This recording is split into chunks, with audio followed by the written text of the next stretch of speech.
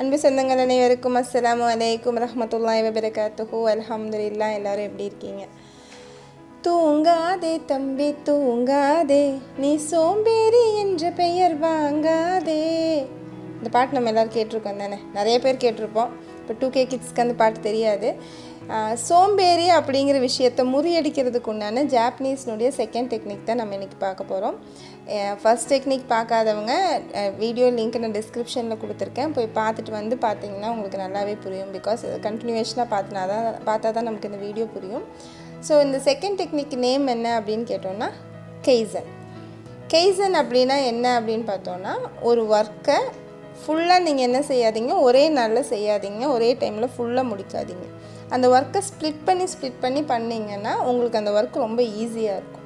For example, இப்போ நம்ம ஒரு புக்கு படிக்கலாம் அப்படின்னு சொல்லிட்டு ஒரு புக்கை நம்ம எடுத்து வைப்போம். அந்த புக்குக்கு ஒரு 300 பேஜஸ் இருக்கும். ஒரே நாளில் உட்காந்து அந்த புக்கை படிக்க முடியுமா? நம்ம ஏதாவது அந்த புக்கிலேருந்து ஒரு கண்டென்ட் எடுத்துகிட்டு போய் நம்ம வெளியே பேசலான்ட்டு இருப்போம், ஏதாவது கொடுக்கலான்னு நினச்சிருப்போம், இல்லை அந்த புக் ரீடிங்கை ஹேபிட்டாக நமக்குள்ளே கொண்டு வரணும்னு கூட நம்ம நினச்சிருப்போம். பட் ஒரே நாளில் என்ன செய்ய முடியாதுன்னா, நம்மளால் அது ஃபுல்லாக ரீட் பண்ண முடியாது.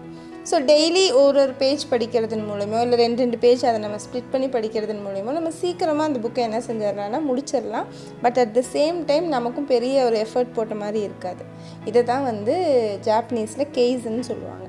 ஸோ இது மாதிரி நம்மளுடைய பிளான்ஸையும் நம்ம என்ன செய்யணும்னா ஸ்ப்ளிட் பண்ண பழகிக்கணும். ஒரே நாளில் நம்மளுடைய எல்லா பிளானிங்கையும் முடிக்கிற மாதிரி பிளான் பண்ணவே கூடாது. அதுதான் நம்மளுடைய லேசினஸ்க்கு காரணம். நாளைக்கு பண்ணிக்கலாம் நம்ம தள்ளி போட்டு கடைசி நேரத்தில் அது பண்ண முடியாமையே போயிடும். இதுதான் நம்ம லைஃப்பில் சில விஷயங்களை அச்சீவ் பண்ண முடியாமல் இருக்கிறதுக்குள்ள ரீசன் இதுதான்.